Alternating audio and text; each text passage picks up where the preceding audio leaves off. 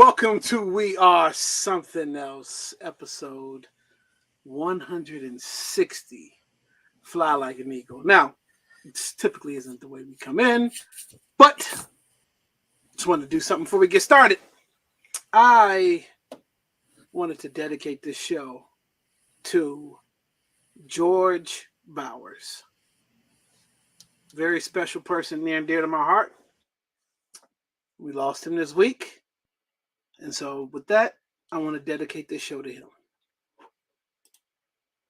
Fellas. Welcome. What's going on? Come off mute, guys. Bro, 160? 160. We're here. Mama, we made it. We made it. Now, Grant Thompson will be joining us tonight. He is our special guest. And it's National Pizza Day. So how does that work out? Like, I don't know these holidays. All I know is I had to work today. I didn't get the day off. But Right. Today is National Pizza Day. We had booked Grant about a couple weeks ago to come on and talk DC Shot Pie, and it's National Pizza Day. How ironic is that? CB, what's good with you, bro? Hey, man. Ready for the weekend. You know, typical Thursday stuff, but we're celebrating arguably my favorite person on this planet's birthday this weekend. She turns 2 on Tuesday. Ooh. But first, we got to celebrate her on a Sunday. So Super Bowl Sunday, it's Super Bowl Sagey Sunday. And she's getting dropped off at my mom's house tomorrow night. So it's going to be Sage weekend over here. I'm looking forward to that. Dope. E, what's good, bro? Ain't much. We're gonna need some a Sage Sunday update. I don't think we've had a lot of the outfits and the shoe check-ins from Sage.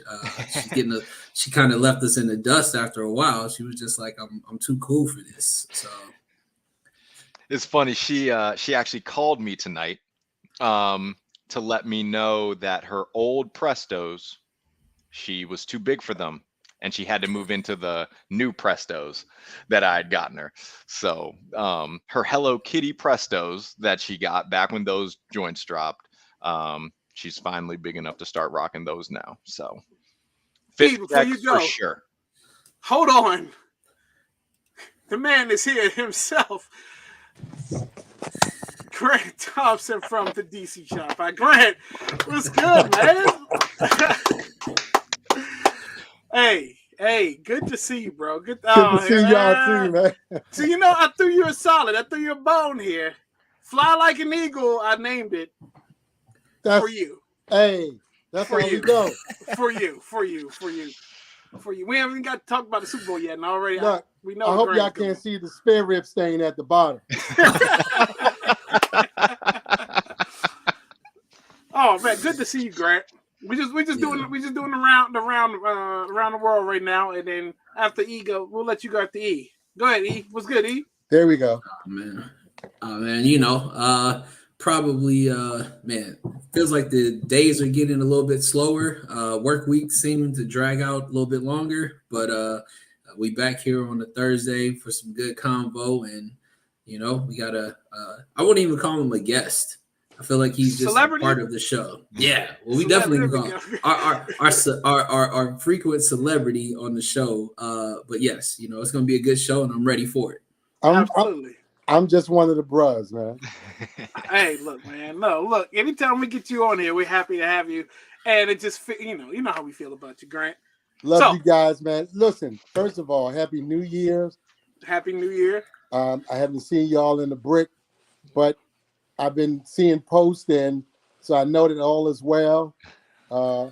E and CB and Kaleo, and I mean, I feel like I'm at home when I'm with you guys. Man, look. One of the Sit right family, in. man. Look, it's more episode 160, Grant. 160. We've been at it for a while. Yeah, that's good stuff. At it for a while. How's everything with you? It's coming along. It's copacetic. I dare not complain because nobody wants to hear it. But every day, if it isn't a blessing, it's a challenge, and challenges are teachable moments. So there it is. All right. With all that said, you know what time it is. Let's wrap. So, That's right.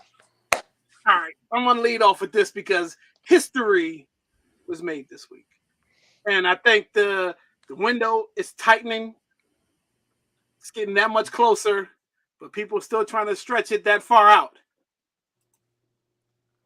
The chosen one. Yeah. At age 16, he was put on Sports Illustrated and given this title, a moniker that he had tattooed across his back or the shoulder, wherever. All the way across his back. Yeah. That's a lot of pressure for a 7 league full of men and coming out of high school to play 20 years of dominant basketball. And this Tuesday, I'm glad it was Tuesday because if not, it would have been, well, maybe perhaps tonight after this trade thing. I don't know if he would have played tonight after all these trades happened. But it happened Tuesday. He broke Kareem Abdul-Jabbar's record, which stood for almost 40 years. Wow. Scoring record, which people thought would never be touched. And right. the bad part is LeBron said he's got at least 2 to 3 more years left in him. And if he's averaging what he's averaging now for that much, I mean, we may get this thing. We definitely gonna get 40,000. But it may be a thing where we get to 45,000. And he'll just leave it at that. I don't think anybody's ever gonna reach that. At least not in our lifetime. Yeah. So I'm gonna go around, get you guys' thoughts. My main question is, there's always an argument to why we shouldn't give LeBron his flowers or give him the GOAT title, right? And the guy just keeps giving you more reasons. Yeah. So, thoughts about this, the accomplishment? I mean, where were you when this happened? It's kind of a once in a lifetime thing. And where are we at with the GOAT conversation? Let's start with you, Grant. Well, where I was, I certainly wasn't watching the game. I didn't realize. I knew he was close, but I didn't realize he was like just that close. And so, my wife and I were probably watching Saints and Sinners, and and listen. That said, I'm still trying to figure out where the Saints are on that program because all I see is sin. But it's a very addictive, series, and we can't put it down. So I was probably watching that. But in terms of the accomplishment and the GOAT conversation, I think generations birth different. What we would say like the greatest all time. Back in the 80s, it was Magic and Bird, and then Mike came along, and then in the late 90s, 2000s, Kobe came along and just blew up the whole NBA.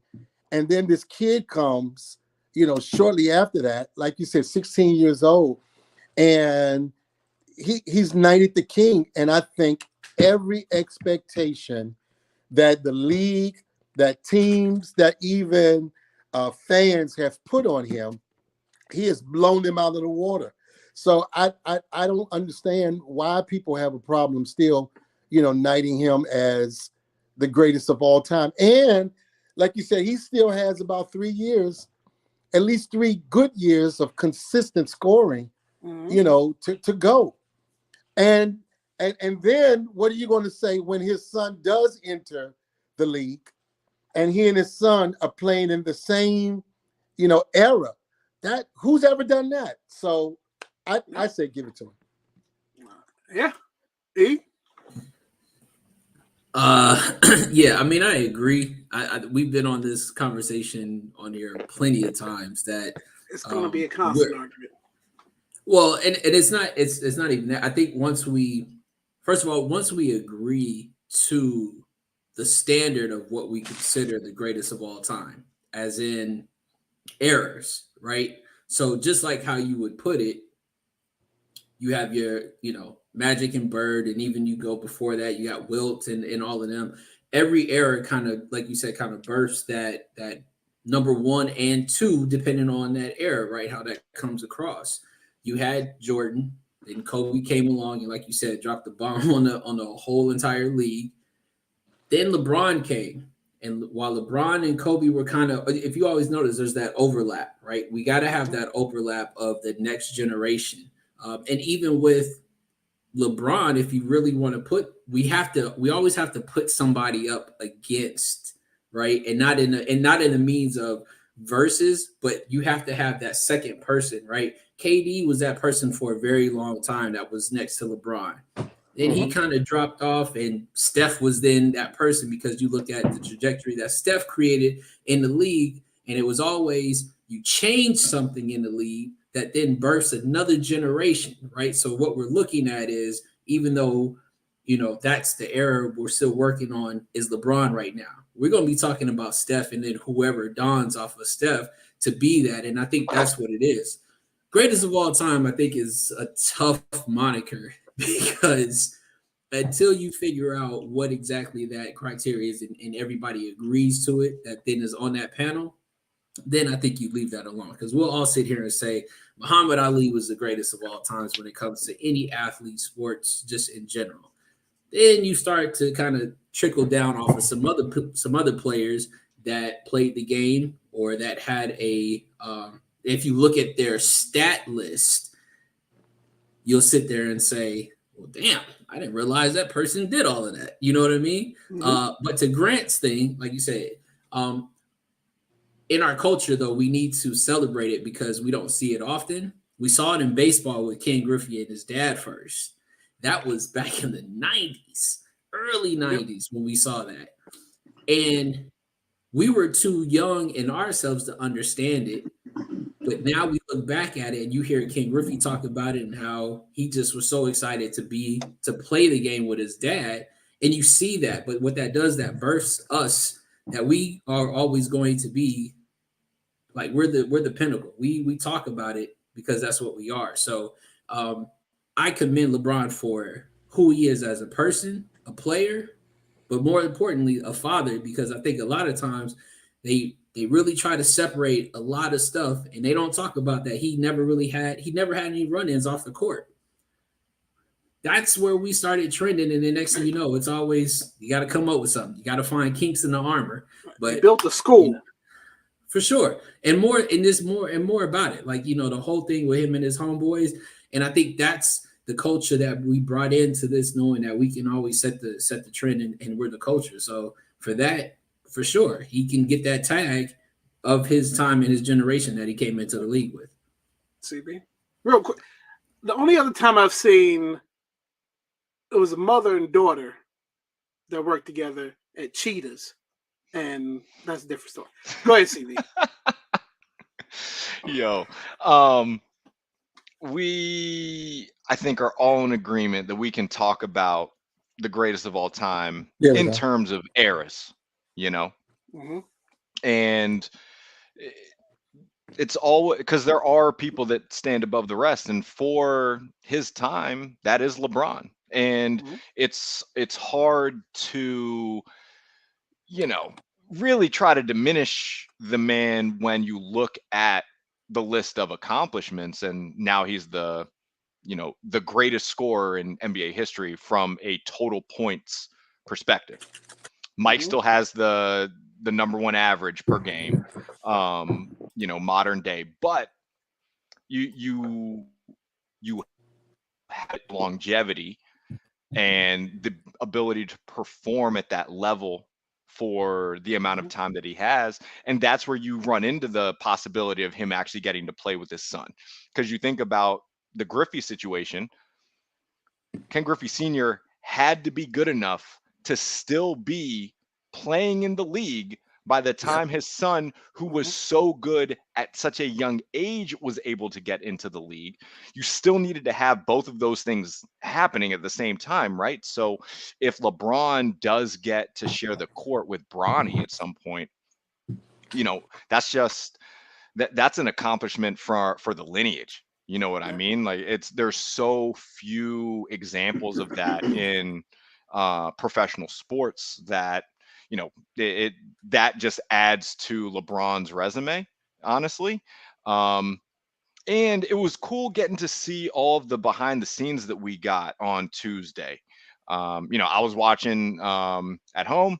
I checked in with the fellas because I was at the gym trying to make 2023 great. And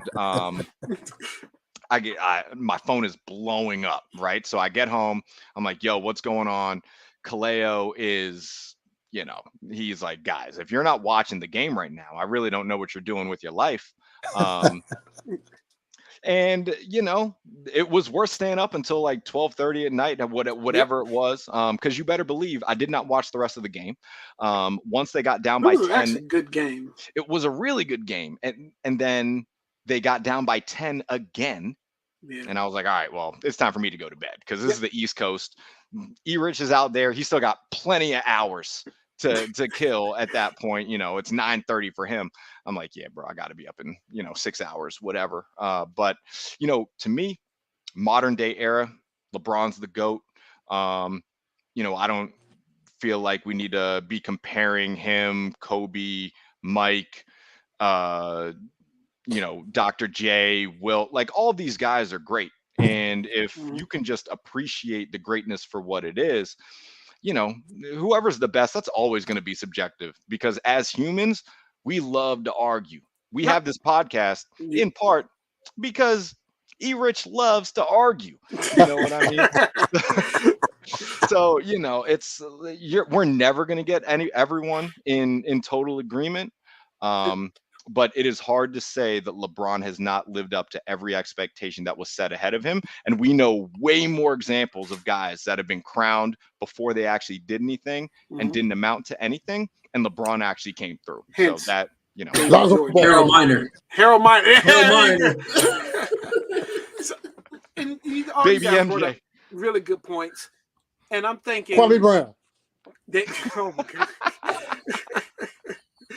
Yeah, let's just get down to the general manager game with both of these guys and see who picks a better team. No, I'm joking. No, I think that it is an era thing because the game has evolved, right? Everybody that first of all, we all have our own opinions, which makes the conversation always interesting because people thinks their opinion or their thought trumps other person's. I mean, and it's always good. It's always good debate. Yeah. I think that anybody for the GOAT conversation, you know, sometimes they always pick the championships. They pick, you know, clutch. They pick how many points they average. There's a lot of things. And I think a lot of people that we've seen, like Wilt Chamberlain scored 100 points in a game. That's what no one else has ever done that, right? So why isn't he amongst the conversation of maybe a GOAT, right? Bill Russell has 11 championships. Right? Michael Jordan has 6 for 6, 2 3-peats after taking a year off. LeBron is in year 20, and he just broke the all-time scoring record. He's been to 9 straight NBA finals. 9 straight. So all these guys have done something great in their time as the game has evolved. Kobe had a 3-peat, and he came back and won 2 without Shaq. I mean, so all these guys that we talk about have done something great. And I think why it always comes down to is never Mike and Kobe. It's always Mike and LeBron at this point, right? It's never Kobe and LeBron. It's never Kobe and somebody else. It's always Mike and LeBron because I think when Mike played, people saw something they never saw before, and a young kid that changed the way the game has been played, and he just dominated. And that's the same thing LeBron has done. And so they pin them against each other, but these are 2 different eras. So, I mean, I think we can have more than one, obviously, but the debate is always there. I mean, that's just what we do. We like to argue. All right. So how about this? How about we change the terminology and instead of making it the greatest of all time, just say the greatest of a time. Yeah. And, you know, and because somebody, you got Ja Morant, that's going to probably come and eclipse some of those numbers that LeBron has put up. And then the other conversation that most people don't talk about as it relates to the accolades of LeBron James, he is the first playing billionaire. The first playing billionaire. Hard Who's to done argue. that? And Jordan had to leave the game and then lose money and gain money back before, he gained that status. Those other guys, Magic, they may be at that number now, but that's because of business after the league. But this man is still playing, and when he retires, he can literally buy a basketball team. Yeah. I'm assuming that might be on the list too. Yeah. I'll put nothing past him. That's the episode of Black Wall Street, Grant, where we talk about that they're not gonna let that happen. Right. All right. So coming off of sports for a little bit. Talk about shifting gears. Yeah, Right. yeah. Brandon Russell and Sarah Clendaniel decided to put their picture up because if it was us, our picture would be blasted all over. So these two were recently arrested. They are neo-Nazis. They were recently arrested for planning to take out 5 power grids in Baltimore. Quote unquote, they wanted to destroy the city. So now we know. Let's just break this down. Both of them are felons that met in jail, right? For different reasons. I don't know how they met. I guess it was a co-ed jail, perhaps. But yeah, they set to shoot out 5 power grids that surrounded Baltimore, leaving the city in just like anarchy. In the middle of winter, they want to take out heat, power to hospitals. Just pretty much, again, just lead the city to destroy itself. Where they went wrong was they were talking to an FBI informant about their plan. There it is. They were talking to an FBI informant about their plan. And the lady, Sarah, she wanted to get a gun, but by her being a felon, she had to go elsewhere to get the gun, and it happened to be an undercover cop that she tried to get the gun from. So, I want to get you guys' thoughts on this. I mean, I didn't realize that this actually has happened in North Carolina where 45,000 people lost power. Wow. For amount of time. It just seems to be what this group of people are doing. I can only imagine Baltimore is what, Charm City? And there's a really good, money side of Baltimore where, the money is flowing. Then there's the other side of Baltimore where they film The Wire. They're not that far from each other. Not that far from each other. But right. I can only imagine. I don't know how. I'm glad I'm not here to see what would have happened if it would have happened. If it would have been anarchy, or if people would have come together and figure out a solution. But I'm just glad their plan did not go. Rich, let's start with you. Well, as being the resident security guy, since Elijah couldn't be on this podcast, shout out to Elijah. The problem that we really face with this is, we still have the knee-jerk reaction in America to things as if things won't happen to us, right? And the infrastructure that we so-called say that we don't worry about is exactly that vulnerable. The fact that you can have 2 low levels. Now, imagine if this was a team, you know what I mean, that actually had a mastermind or somebody who was smart enough to even come up with not to talk to an FBI agent, graduated high school. It really puts in perspective of these things have happened before. It's just that they haven't really, kind of informed us about it in the public. However, there's still no things that you would see that would kind of make us think that they were doing anything to switch it. The reason why, and everybody on this podcast knows this, is that because we like what what we call the face that we show to make it seem like we don't have those problems here, so we don't need to guard our power grids and our, our certain areas that are really vulnerable because we don't have those type of people here. We're just not that type of country. Psych, you know what I'm saying? But yet we can't, we have problems in Walmarts and schools and things of that nature, but yet we just kind of neglect the things that would actually kind of keep things rolling when it comes to power grids and things of that nature. So it's disheartening because people would even have that mindset. But I'm glad you put their picture up because, we put pictures up of other terrorists that are in our country that look like that because that's what they are. And regardless of their education, they still need to be handled through the court system the way that they should. I don't need to spend too much time on Chad and Chanda, but if you look up one of the articles on this story, the first line is Florida man and Maryland woman. It leads off of Florida man. We know how all of those stories go. It's something ridiculous that you wouldn't ever believe. And it's insane to think that, this isn't Ocean's 11 and these people are talking about taking out the city of Baltimore. It's laughable. I'm glad that they got caught. It's clear that they don't have, it would be no different than us talking about, winning $17 billion in the lottery. Like that's them talking about taking out the city of Baltimore to these undercover cops and stuff. You know what I mean? Like, yeah, okay. It's funny that you talk about it. But the likelihood of that happening, like we saw how far they got. How far are they getting the plan?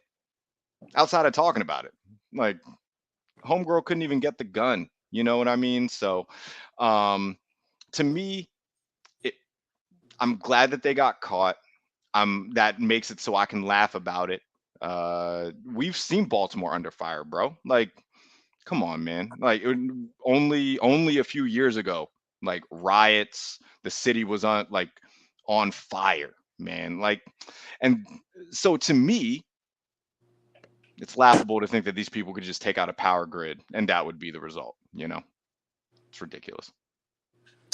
It's just crazy because, and I agree, it is laughable, but the part that's not so funny is the fact that somebody else is going to get the same idea and think that they could, pull it off, right, while these idiots couldn't.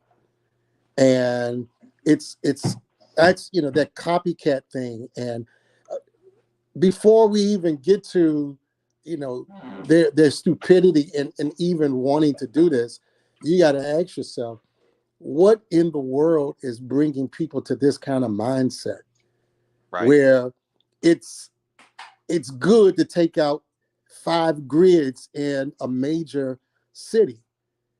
And I think we've come to a place in time that everything is so salacious and so heightened, and everybody has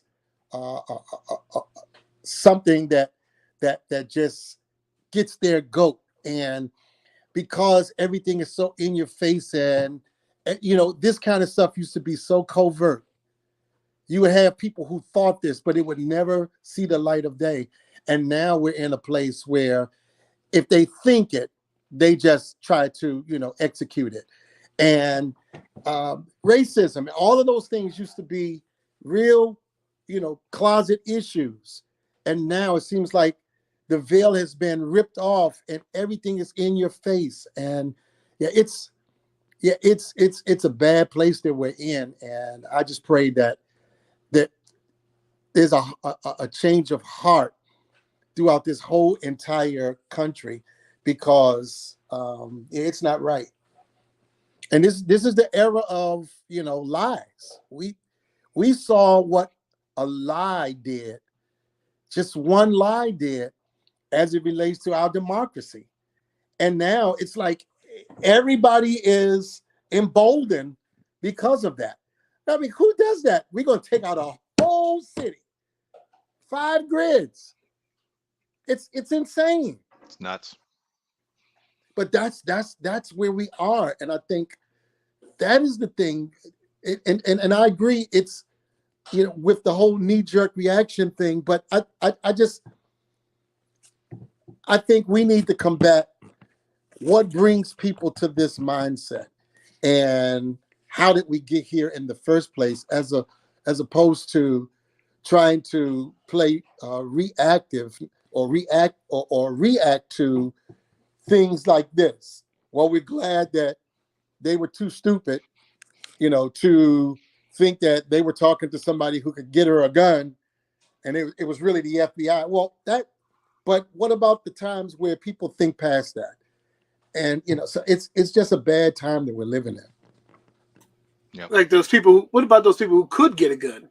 Exactly. Yeah. So yeah, somebody will eventually be able to get a gun. Exactly. I would like to. I don't know. Like I say, we're desensitized in this world. Everything is out in the open, and it's just nothing surprises me anymore. The fact that this was carried out in North Carolina, and 45,000 people did lose power, means this was successful. So yeah. I don't know what is going to, you know. Luckily, again, the FBI or somebody has always been in on some of these plots to foil some of these things. But yeah, one of the things I think about, Kaleo, we live in an area where a literal plane flew into some power lines and cut out the power for tens of thousands of people. Yep. But honestly, like they got everything back up and running. Like, you know, Pepco, whoever, like they did what they needed to do. So we're talking about the city of Baltimore. I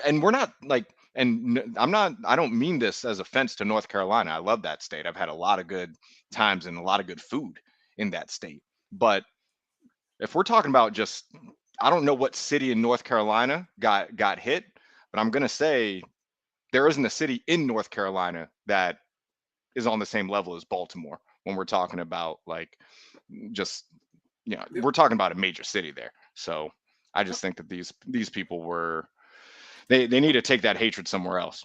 Yep. Speaking of taking things somewhere else, I'm going to tell you who can take this somewhere else. AMC theaters. They can take this crap somewhere else. Now, for y'all who don't know, first of all, I don't know the last time anybody's ever been to a movie since pandemic. I think the reason why we're about to get into this story is probably because everybody's streaming, and a lot of companies, like movie companies, have gone to streaming platforms because they realize they can cut out the middleman, which is the movie theaters, and they can take the money directly from streaming. Movie theaters are experience. There's great things about movie theaters. I mean, the seating now, you can recline. There's leather seats. You can go on the little grid. You can pick where you want to sit. You know who's sitting next to you if you look at that grid.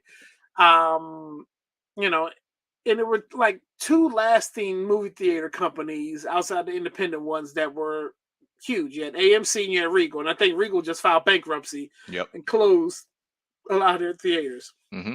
But what AMC is doing now is they're going to give you these Beyonce prices for tickets. They're giving you 3 tiers of tickets that you can purchase. So you can already pick where your seats are, but now they're going to charge you depending on the preference of the seat. Now, obviously based on location, the front row, that's going to be your lesser tier price range for tickets.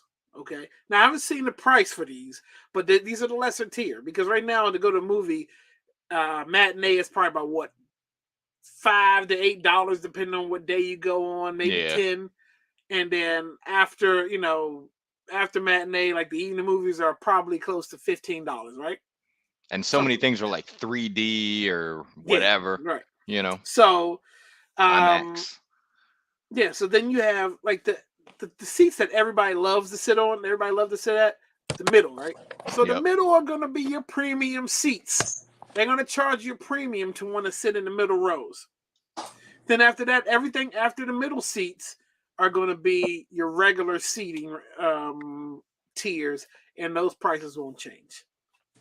Now, a couple things here. I don't know how long that's going to last because not every movie sells out, correct? And if you can look on these grids to see, where people are sitting and who has bought tickets, couldn't you just buy a ticket in a cheaper section and just look to see if you know that nobody's going to sitting in that premium section just move during the middle of the movie? People do that at concerts all the time. Mm-hmm. You're sitting in the 400 section and you're just looking and waiting and waiting and waiting, and by mid-show you're like, oh, Move nobody's down. sitting there. Just move down. Just keep moving down. So AMC's got some things to think about. But then also, let's talk about concession. We haven't even got to concession because it's like $30 for popcorn and a drink. So your movie experience is about to go to about $80 if you love sitting in the middle. I'm not a fan of the middle. I'd rather sit closer to. I like sitting on the ends because it gives you that free leg space to just kick your foot out in the aisle. That's just me. But thoughts? First of all, when's the last time you've been to a movie? Does this deter you from going to a movie? And where do you sit at when you go to a movie? Go ahead, Grant. I think so COVID has really done a number on the movie. The whole pandemic thing has really kind of drove a wedge in that whole industry. Because for 2 years we sat at home, Netflix and chilling. Yep. And it's to get people to go back. And now there's so many streaming sources now where I can watch Wakanda Forever on the streaming thing that I got right now. Yep. And I wanted to go to the movie to see it, just couldn't find the time. And my luck, it's on my streaming channel now, so I can just sit in my living room, pop popcorn, and enjoy Wakanda Forever. It's going to be hard for them to come up with something creative to keep the movie house open and yet recover the money that they lost. Yep. And it's going to take some real out of the box and forward thinking for them, because and that's not just movie theaters, that's almost every business that depended on a brick and mortar. Yep. So I don't know how they're going to do it, but I know that this right here is not the answer. Charging more for the middle seats, and that's just going to make people want to stay home, because who wants to pay less just so they can sit in the movie like this? In the front row. So I don't know, man. This is going to be crazy. Yep. CV. So last time I was at the movies, I did go to see the newest Jurassic Park over the summer. Mm-hmm. And honestly, during the pandemic, because what the movie theaters were doing was they were letting you rent the entire theater out. You could only have so many people, right? So we actually did that. But you guys have all hit the nail on the head as far as I'm concerned. Like, the pandemic definitely did a number. Where you sitting there, Sean? And when we're talking about like just the experience, like, that's why you go to the movies. Like, you go to the movies because you want that experience of getting the popcorn, sitting through watching the previews and all that, seeing what's coming out next and all. And like, I know exactly what I'm getting into when I go to the movies. I know that I'm going to be paying for overpriced food. It's the experience. I know I can get Orville Redenbacher, an entire box of it, for what a medium popcorn costs now. Yeah. You know what I mean? So I've said this before. I'll probably say it again. Sean got that money. Pay for the middle.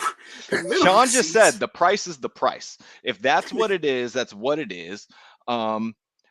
for me, if I'm going to the movies, it's the same way with anything else. Like if I'm gonna do it, I'm gonna do it. Like if yeah, we know I am vertically challenged. There are certain spots in the theater that are better for my viewing than other places. It just is what it is. So, if I'm going to the movies, like if I want to save some money and go to the movies, then it's matinee. It is what it like. You can work around it, and I do think that it's interesting that it's actually taken this long for a theater to try something like this, because this is how we view concerts. Every seat in a concert's not the same price.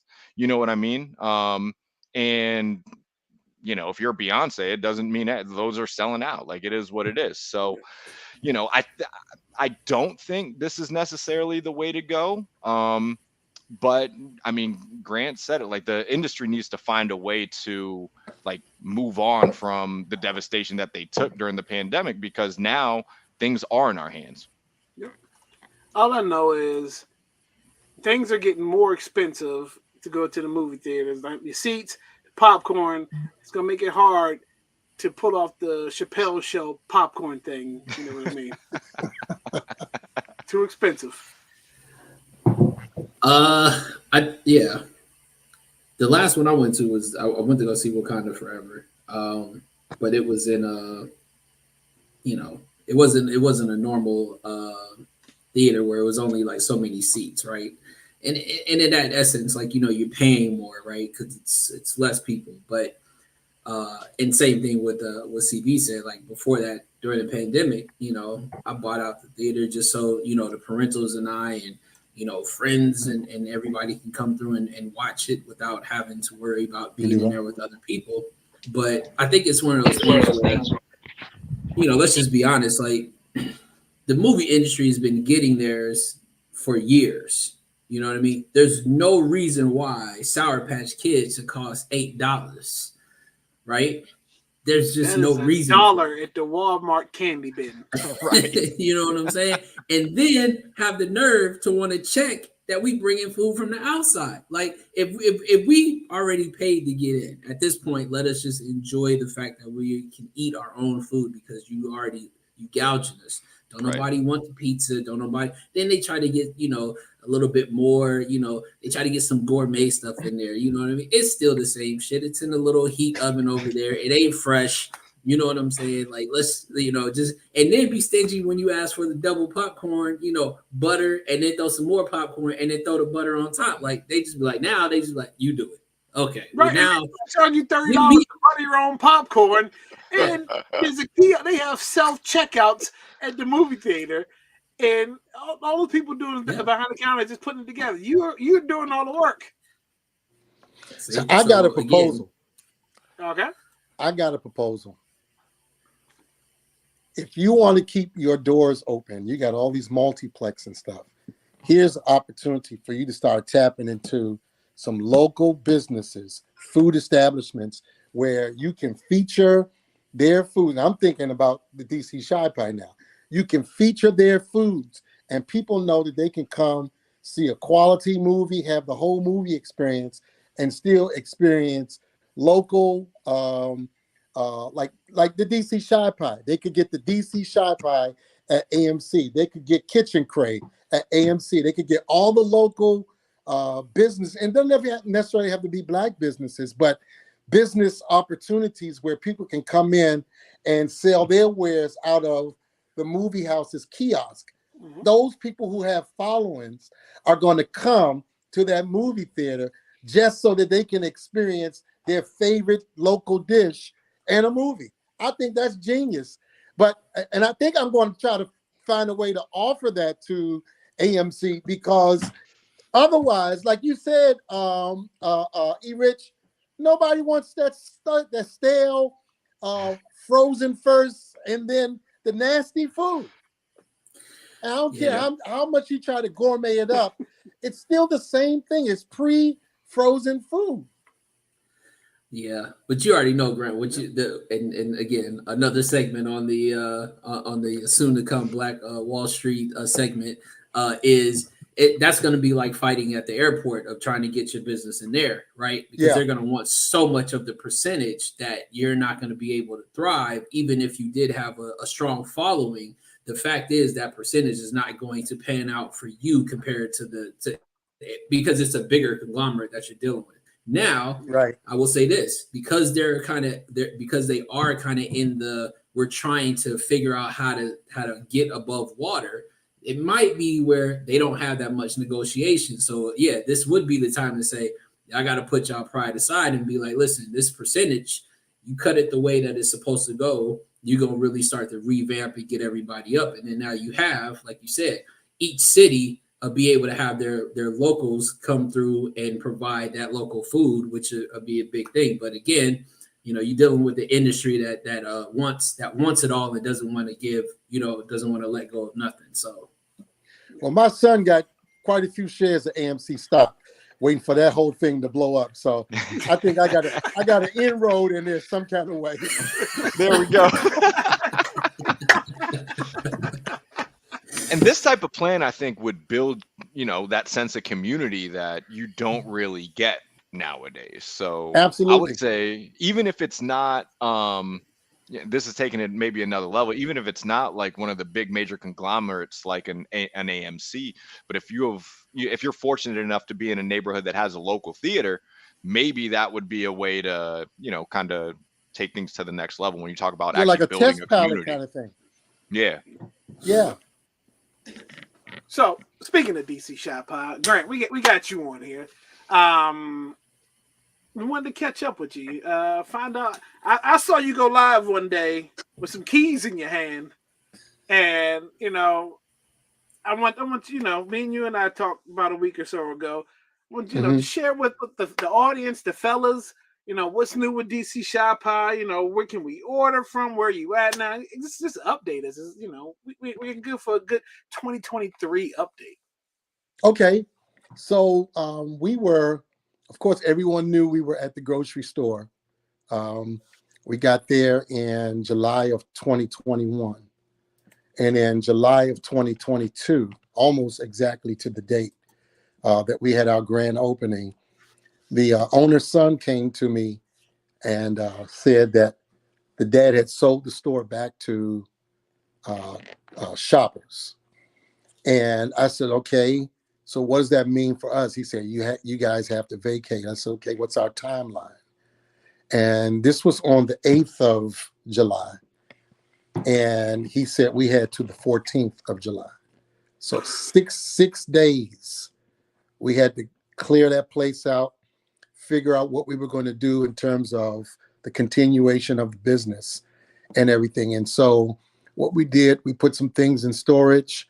We brought everything that we could possibly fit to make the piece of business even at a scale down or lower scale. We bought like our dough roller and our mixer and all of that stuff. And we brought it back to our home where we started. And we have been cooking out of our home since July of 22. And in the interim, we were feverishly looking at places where we could go and set up and just take the operation there.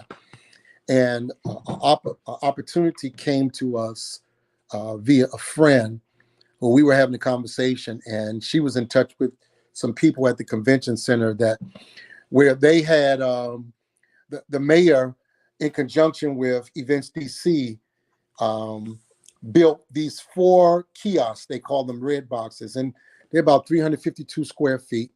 And they literally sit inside the Washington Convention Center, but we all have, it's 4 of them. Each of us have our own separate entrance on 9th Street.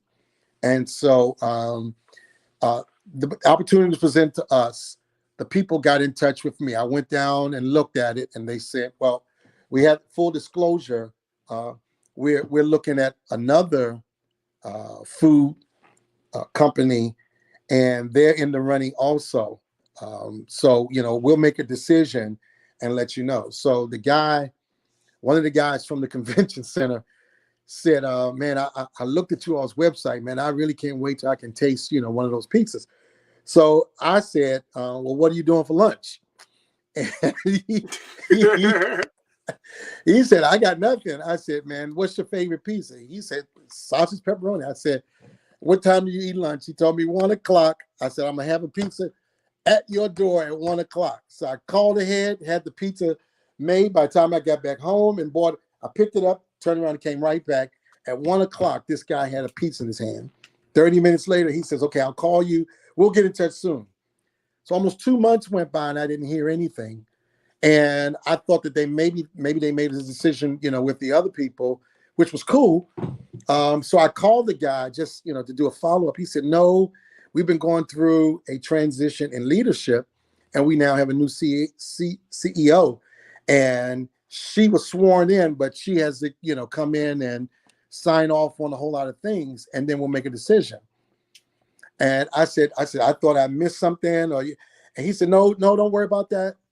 And like 2 weeks later, I got an email from Events DC congratulating us on being or them receiving our contract for the kiosk.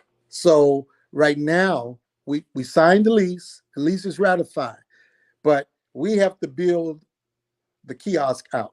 So we have to bring plumbing in.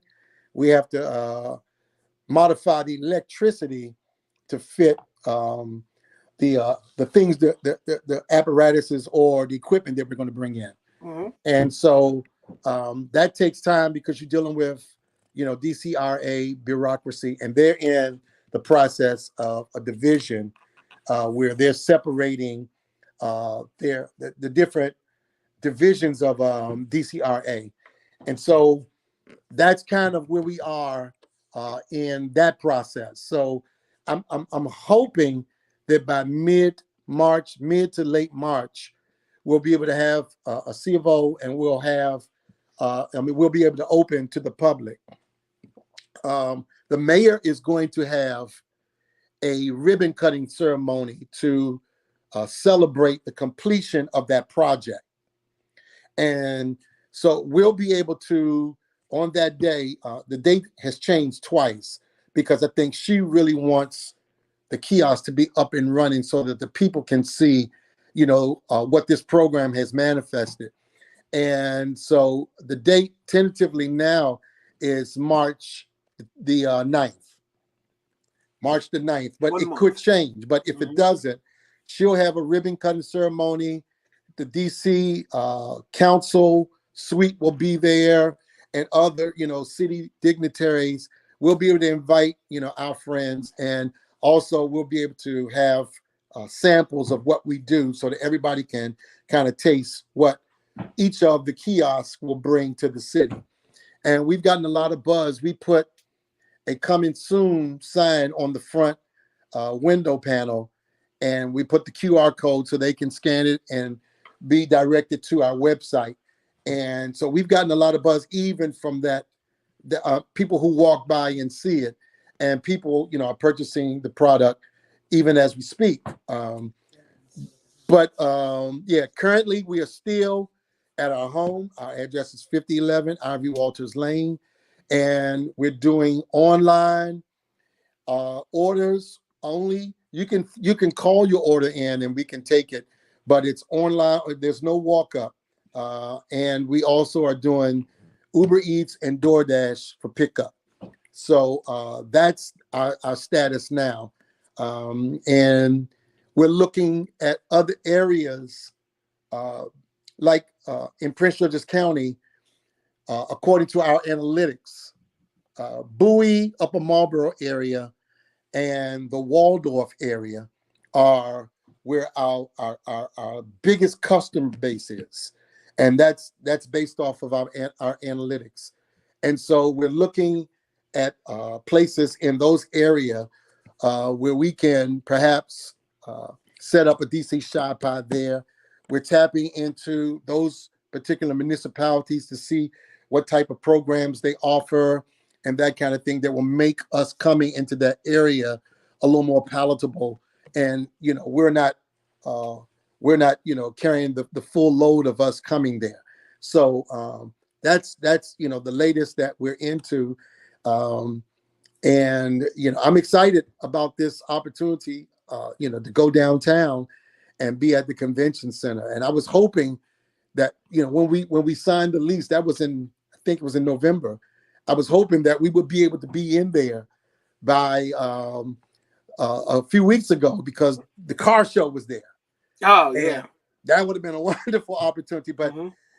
they're very good about giving us a list of all of the conventions that are coming. And for a lot of the repeat conventions, they know their eating habits. So they send us a list, and also give us an idea of how many people we should be able to prepare for in the span of whatever time they're going to be, the time frame that they're going to be there. So I'm excited for the opportunity. I believe it's going to open doors for so much to come for the DC Shy Pie. Absolutely. That's amazing. That's amazing. What Super Bowl weekend? I mean, we're here. You guys open? What we want to grab a pizza for Super Bowl weekend. What's the best time to do it? What should we do? So Saturday will probably be your best day, and we were really planning to be open on Sunday. And then when the Eagles won the NFC Championship, my wife and I were trying to figure out how we could get to Arizona. And so, those plans didn't quite work out, and the money that we would possibly have had to pay can really be going towards our endeavors downtown. The Eagles going to win again, and we'll get to go again. But we figured that. But by the time we figured that out, my son's schedule changed, and other people that would make us opening on Sunday possible, their schedules changed, and so I can't make that many pieces. My wife and I, and I could bring some people in, but I want people to be able to get what we do. And not, remember when the NFL went out on strike and they bought the scab players? Right. I didn't want to bring in any scab pizza makers, man. Yeah, you can't do that with DC Shy Pie. No way. Man. So so if you're going to get your pizza, my suggestion is call and order on Saturday. And we open at 11 o'clock on Saturday. And if we have to, for the sake of everybody being able to get their pizza, we'll stay open to about 8:30. But we want to fill all the orders, and the pizzas. Thanks for that, man. I appreciate that. The pizzas really reheat well, so you can get them, refrigerate them, and then maybe about an hour out or 30 minutes out from when you're trying to serve them. You can just put them in the oven at 350 for about 20 minutes, especially if they're coming out of the refrigerator, and they will reheat and taste just like they did the day we took them out of the oven. That's facts, everybody, especially coming from Cali. I can definitely attest to that. Not only that, I got one in hand all the way from DC to LA. Met up with Raquel, and I took it home, and I even took a picture of it. And it was I think I went to sleep, and I don't know what day I woke up after that. But it was definitely worth it on a sunny California day to eat a DC Shy Pie. Nice. Yeah.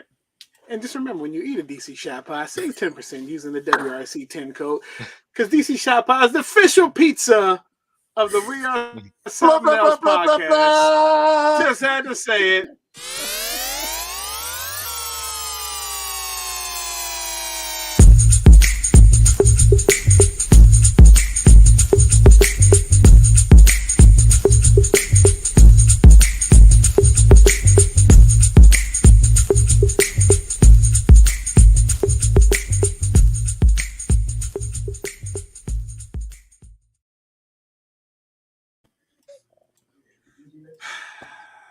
All right, Grant. Some things never change, and Here we go.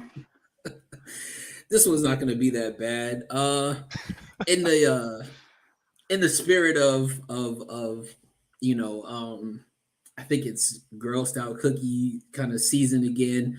That this is why this came up, and it was always the debate of out of the Girl Scout cookies, who you got the Thin Mints, you got the regular. I think it's a sugar cookie or yeah. So you have all these different flavors, and a part of me kind of went back to childhood of one. Either you had a parent that was a baker, and they would either bake a cookie or they would do that.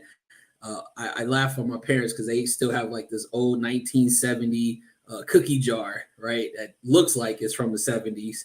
That I feel like they should take it to an auction. They might get some money for it. But they would put the cookies in there. I remember, grabbing a cookie, and Pops used to make the little butter cookies. And I sat there and I thought about it. And I said, bro, what happened to the blue tin? And he was like, the blue tin? And I said, yeah, that tin sat on the dining room table or in the kitchen, and you would go grab one, and then you had to go grab another, and then you would grab another. And listen, this is the one thing that I have to say about this. These are by far the best butter cookies that I've ever had. Okay? These right here. And then, because, listen, I'll say it, Black people, we don't throw nothing away. That blue tin ended up being something else, whether it was your crayon box, when you had your crayons, it was where you put the dirt when you went outside. It was everything about this blue tin stayed in that house forever and a day. And you know what? That blue tin stayed the test of time because it seemed how it never broke, it never bent. Even if it did, it was still there. But by far, the best butter cookies come from, and I don't even call it by the name that it really is, Royal whatever. It's the Blue Tin Company, and that's what it is. You can't debate. The Girl Scout cookies would not be anywhere if it wasn't for the Blue Tin butter cookies. I don't know if they're like the greatest of all time, but they are like the crumbliest of all time. Those crumbs get everywhere. But you're right, Rich. In my Lolo and Lola's household, you didn't know if you were finding cookies or if you were finding the sewing kit. You had no clue. I was about to say, my grandma repurposed hers for the needle and for the sewing kit.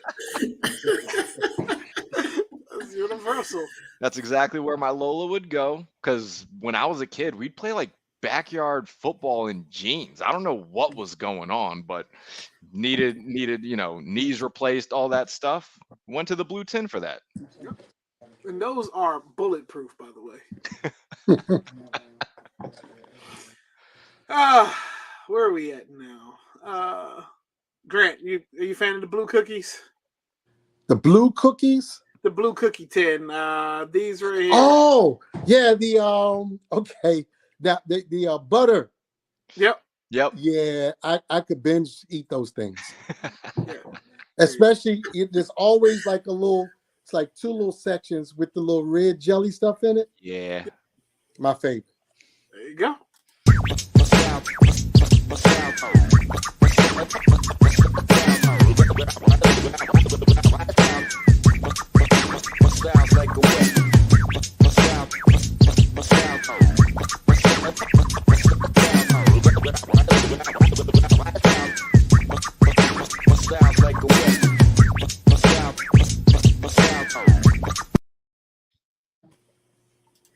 Sean Xavier. All right, CB. Everybody knows what time it is. It's cop and drop time. Yep. I think E-Rich is gonna like these. I think I'm gonna like these personally. They're retroing some KD. They haven't done these before. And the timing is just perfect because our man got traded at like 1:30 in the morning Eastern time. It was still yesterday for E-Rich when this happened, but the KD3 All-Star game coming back. They're calling them the Challenge Red colorway. We know these as the All-Star games. These were what came out in 2011 All-Star weekend. Nike's bringing them back, and I had to check. These come out tomorrow. Yep. These are a sneakers drop tomorrow, not Saturday. And this still might sound like a lot of money, a lot of money to certain people. Price point. These are only $130. I say that because as a sneaker connoisseur, the amount of money that you can spend on a pair of sneaks nowadays, you don't find retail shoes that you want for $130. So the KD3, personally, one of my favorite KD models, the early joints, he really had those going. And these really are incredible. You guys know that I have a quality over quantity stance this year. So I'm not buying a lot of shoes that are not on a predetermined list. These shoes are not on the list, but I will be monitoring these because they might have to end up on the list later on. So, but how are y'all feeling about the KD3 All-Star games? Cop. Just keep it moving. Cop. Let's go. All right. Time to show some sneakers. Grant, you are our guest. Did you bring sneakers? I did a little something, man. Uh-oh. So, of course, I gotta rep the Eagles, and I gotta stay in step with that whole thing. So, and of course, everybody knows I'm old school, and I keep it simple. So this is what I came up with. Oh, With the Eagle Green, the Blazers. Oh, is that There we quilted? go. Yeah. Oh my gosh. Okay. With the Blazers, you see the embossed leather and everything. Dope. That's a clean shoe there. Clean shoe. I can't wait for Sunday to wear them, man. Super clean. Yes, sir. When we talk about putting a fit together. Yeah, for sure. Well, Grant, I will say this just because I'm that type of person that there's only two of us on here that are saying that the Eagles are going to win the Super Bowl. I won't say who the other two people are. CB and Cleo. Don't think that that they can pull it out, but they're Mahomes stands. But hey, I can't be mad at that, man. No, it's gonna be a good game.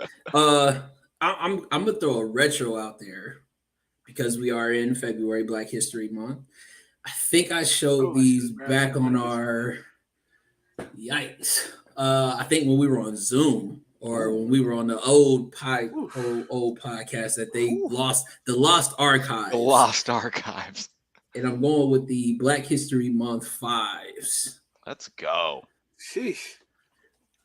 It's got that tennis ball, if you will, kind of effect. Those are the light is bright and those are bright, so it's like definitely. The light is bright. These are bright, but again, Black History Month 5s. Those are 5 with the Spike Lee 40 acres and a mule sign on the back. Yep. Dope. Yeah, those are sick. So I'm kind of like CB. Well, CB's on quality over quantity. I'm out to get everything that I put on my list this year. No ifs, ands, or buts. So there was another pair that I saw beginning of last year that I knew I had to have in 2023 when they dropped.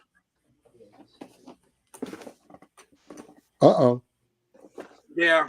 And so these remind me so much of the actual pair that I wanted, which were the Bordeaux's. Mm-hmm. In the ballpark until I can actually get Bordeaux's, them to retro those. I mean, almost down to the T. It's like the Bordeaux. I think the only thing we've got the little lines right here. If you can see, there's a little pattern right here that's not on the Bordeaux, but the color is very similar. The Bordeaux may be more of a brownish. This is an olive, but I mean they're in the same ballpark. Definitely, the tone for sure is the same, but the back is a little different with the I think the Bordeaux's had the. I don't know if they had the Nike or the Jumpman on the back, but definitely to the side. I said this is the 7. They call these the which one? Crap. Can't remember the name of them. Whatever. These are 7s. We've been calling them the Bordeaux 7s. Yeah, they look just like the Bordeaux. Like I said, that's the shoe. If you can't tell, I want the Bordeaux 7. this is what I want, the Bordeaux 7, but super close. But yeah, nice and comfortable. Yeah, and they were sneakers win. So I don't know if Grant had joined us yet, but I mentioned that it is my niece's 2nd birthday coming up. And I had texted my sister and I said, does Sage really need anything? Because if she needs something, Tito will provide. But if she doesn't, y'all already know what I'm going to do. I'm going to buy her some shoes. So my sister comes back and she says, nope, she doesn't need anything. Go wild. So I did. Sage, she doesn't have YouTube. She's not going to see this episode. But the details on these things, they're just as good on the infant pair as they are on like the real joints, the crack leather, like the yellow. The only person that doesn't have these now. Wow. So the only thing that I'm concerned about with these compared to every other pair of shoes I've ever bought my niece is that these actually have laces. It's not quite as practical as like the Prestos that I have for where she can just like slip them on or whatever. But you better believe photo ops are happening on Sunday when we are squatted up in our lost and found J's. So Sage is turning 2. When she grows out of these will go to my nephew. And then he'll be stunting in them. But it's crazy how much more affordable these things are than the ones that are in my size. It's ridiculous. The fact that great.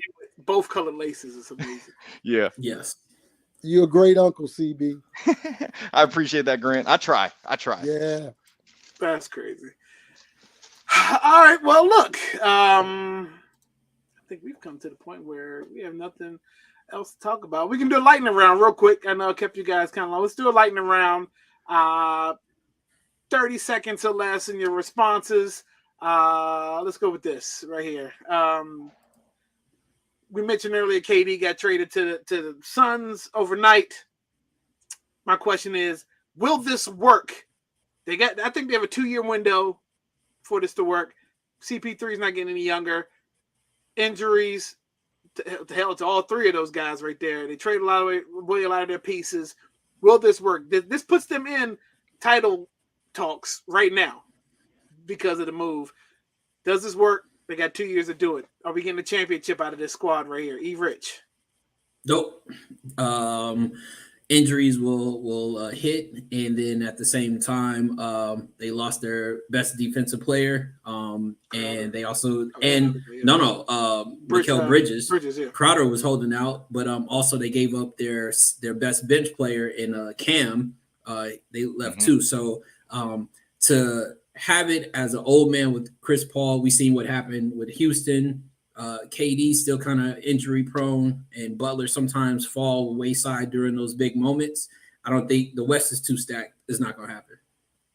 And the fact that Ayton is still there and they didn't put him in his picture as a big 4 is crazy. Yeah, I kind of agree with E. Rich, but however, I'm a KD fan and a Chris Paul fan. I really like the young guy. I really would like to see something materialize, and I hope that in that 2-year window that they can produce something, remotely close to a championship, because I think the squad is crazy. Nice. CB. Squad is definitely crazy. And wish know that I'm calling now. They're going to make the finals, and then CP3 is going to punch some dude in the nuts, and he's going to be out for like 3 games, and they're going to end up losing. CP3 doing CP3 things. All right, lightning round again. Last one. We are at Super Bowl Sunday. I think we had our picks last week. Picks and scores last week. CB, has your mind changed? Where are you at with Super Bowl predictions? So Mahomes literally just won his second MVP. Is But that tonight? the reason Or is that why Saturday night. No, they just said it, right? They just, They just I said just it. got the alert. The thing is that the team that I root for is in the same division as the Eagles. So it hurts my heart a little bit, even though the fantasy players on the Eagles have done more for me than my real team did all season. So will I be hurt if the Eagles win? I actually won't. But my rooting interest, because it's easier for the division to not have a Super Bowl winner, for me as the team that's bringing up the bottom, it makes it easier for me to root for Mahomes. Hey, Rich, has your mind changed? Nope. 28-24 Eagles. All right.